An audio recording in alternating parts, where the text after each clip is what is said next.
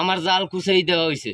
1 নং তেলিগেতি ইউনিয়নের সভাপতি লোকজনে আমার জ্বালাইয়ে কুচাই দিয়েছে। আমার 8টা পেট চলে আমার এই জালের ভর দেওয়া। সে আমার এই লোকজন দিয়ে এই জাল কুচাই দেওয়া হয়েছে। আমার খুব চলতে কষ্ট হয় এখন। বর্তমান ইউনিয়ন বিএনপির সভাপতি খান রফিকুল ইসলামের নেতৃত্বে ও তার অঙ্গ সংগঠনের লোকজন যারাই আছে তারা সবাই মানুষের উপর অত্যাচার নির্যাতন করে। বাজারে উঠতে দেয় না, হাত পাও ভেঙে দেয়, মারে, আরও অন্য কাজ করে। এই গেটের মাছ ধরে নিয়ে যায়, ইচ্ছা মতো ঘেরের মতো ব্যবহার করে। ও উপরে এই গেটের উপরে যে জমি আছে সেই জমিতে তারা রেকর্ডিও খালে জবরদখল ঘের করে।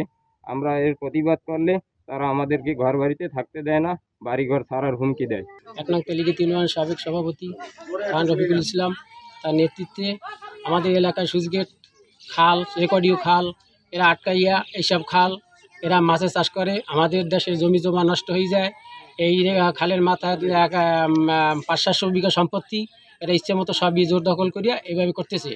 আর গেট আটকাই রাখিয়া এরা পাতো বাইরা সব নষ্ট করে দিতে আসে। সঠিকভাবে পানি নিয়ন্ত্রণ না করার কারণে আজকে দেখেন এইখানে 2 সাইড দিয়ে কীভাবে ভেঙে গেছে। আজ আমার জায়গা ভেঙে গেছে, এই রাস্তা ভেঙে গেছে, আমরা এখান থেকে হাঁটাচলা করতে পারি না। এইখানে সাধারণ লোকজন যারা জমির ধান চাষ করে তারা আমার কাছে আসে। আমি কোনো নেতা নয়, কোনো কিছু না, কিন্তু আমি সব কিছু অবলোকন করছি। তারা আমার কাছে এসে বলে, নালিশ করে। আমি বললাম তোমরা নেতাদের কাছে দাও। কিন্তু তারা যে নৈরাজ্য করে, এখনও এখানে 99% লোক কৃষক। তাদের এখন তারা বীজতলা করছে এই মাত্র 1 সপ্তাহ আগে। তাদের ধান বীজতলা এখন পানির নিচে, কিন্তু কারো বিরুদ্ধে কোনো কথা বলতে চায় না। কিন্তু এইখানে এই ফ্যাসিস্ট সরকার যাবার পরে বিএনপির এই সাবেক ইউনিয়ন সভাপতি খান মোহাম্মদ রফিকুল ইসলামের নেতৃত্বে এইখানে এই গেট নিয়ন্ত্রিত হয়। আমরা এই এলাকার লোকজন, এলাকার জনগণ আমরা এর থেকে পরিত্রাণ চাই। এইখানে সাধারণ লোকজন 2-1টা মাছ ধরে খাবে এই জাল দিয়ে এই খালে, তা পর্যন্ত খেতে দেয় না। এ পর্যন্ত হয়েছে এইখানের হিন্দু তারা এইখানে মনে করেন যে সংখ্যালঘু আমরা বলি, কিন্তু না, তারা সংখ্যালঘু না। তাদের লোকজন এইখানে বলে খালে পাও ধুতেও পারবে না। এ কেমন ধরনের কথা? এ পাওয়ার এই শক্তি তারা কোত্থেকে পায়? এই সুইচ গেট নিয়ে নৈরাজ্য চলছে।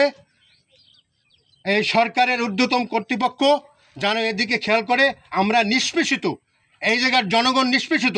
এরা কথা বলতে পারে না, মুখ খুলতে পারে না। কথা বললে তাদেরকে মারা হয়, পিটানো হয়, তাদেরকে হুমকি দামকি দেওয়া হয়। কাজেই এর থেকে এইখানকার লোক, আমরা এই সাধারণ জনগণ, এই মোরেলগঞ্জবাসী, 1 নং তেলিগেতি ইউনিয়নের হরগাটিবাসী, আমরা এর থেকে পরিত্রাণ চাই। আমরা যাতে বাঁচতে পারি, আমাদের সাধারণ জনগণ যাতে বাঁচতে পারে,